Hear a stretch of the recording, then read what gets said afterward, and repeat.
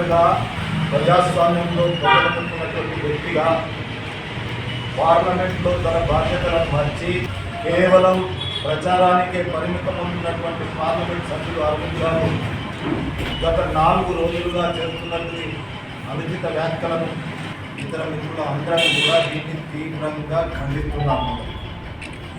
ఎందుకంటే అసలు నవోదయ పాఠశాల అంశం అనేది, నవోదయ పాఠశాలల అభివృద్ధి అనేది ఒక్కసారి అరవింద్ గారు గుర్తు చేసుకోండి. పివి నరసింహారావు గారు మానవ వనరుల శాఖ మంత్రిగా, ప్రధానమంత్రిగా ఈ దేశంలో ఉన్నప్పుడు నవోదయ పాఠశాలను దేశవ్యాప్తంగా ఏర్పాటు చేయాలనేటువంటి కాంగ్రెస్ సంకల్పంతో ఆ రోజు మొట్టమొదట నిజాం సాగర్లో నగరానికి, జిల్లాకు దూరంగా ఉన్నటువంటి మంచి వాతావరణ క్షేత్రంలో నవోదయ పాఠశాల మొట్టమొదట ఏర్పాటు చేయడం జరిగింది. దాని యొక్క రిజల్ట్స్ ఈరోజు ఏ విధంగా ఉన్నాయి విద్యలో అనేటువంటి విషయాన్ని మనం వేరుగా ఆలోచించవలసినటువంటి అవసరం లేదు. అదేవిధంగా ఆ రోజు ఉమ్మడి జిల్లాకు నవోదయ పాఠశాల నిజాం సాగర్కి వచ్చింది.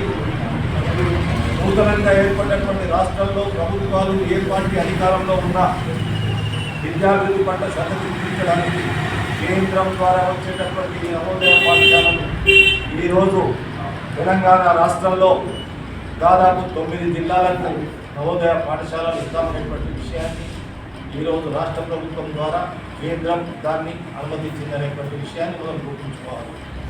నవోదయ పాఠశాల అనేది ఎక్కడ పెట్టాలి, అది ఏ పరిస్థితిలో ఉండాలా, దానికి ఎంత స్థలం కావాలా, ఇది ఇసుక పంచాయతీ కాదు.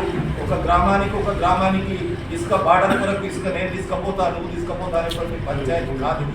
విద్య మీద ఆలోచన ఉండి, విద్యాభివృద్ధి పట్ల శ్రద్ధ ఉండి, విద్యకు ఏ విధంగా విద్యార్థులకు ఆ ప్రాంతానికి సౌకర్యం ఉండాలనేటువంటి విషయం ఆలోచించే కాంగ్రెస్ పార్టీ ప్రభుత్వం ఈరోజు ఇది అరవింద్ గారు నిర్ణయం చేసేది కాదు, ఇక్కడ మేము ఉన్న వాళ్ళం నిర్ణయం చేసేది కాదు. రాష్ట్రంలో ఉన్నటువంటి విద్యా సంస్థకు సంబంధించినటువంటి సెక్రటరీ, రాష్ట్రంలో ఉన్నటువంటి విద్యాభివృద్ధి పట్ల తీసుకునే నిర్ణయంలో భాగస్వామైనటువంటి ప్రభుత్వ అధికారులు, దాని తర్వాత జిల్లా కలెక్టర్ గారు ఆ నిర్ణయం తీసుకుంటారనేటువంటి విషయాన్ని కూడా అరవింద్ గారికి తెలియదేమో అనేటువంటి విషయాన్ని ద్వారా అడుగుతా ఉన్నాను. నేను ఈ మాట ఎందుకు అంటున్నానంటే, నవోదయ పాఠశాల నిజామాబాద్కు రావాల్సి ఉంది, అవసరం ఉంది, ఎక్కడ పెట్టాలనేటువంటి నిర్ణయం ఇంకా జరగనే లేదు. ఒకటేమో కలిగొట్ట కావాలని అన్నాడు, రాకేష్ రెడ్డి ఆర్మూల కావాలని అన్నాడు, మా సాయరెడ్డి ముద్దుపిల్ల కావాలని అన్నాడు, ఇంకోళ్ళు పలాంజాగల కావాలని అంటున్నారు. కానీ దానికి 30 నుంచి 35 ఎకరాల స్థలం అవసరం ఉంది. ఆ 30 నుంచి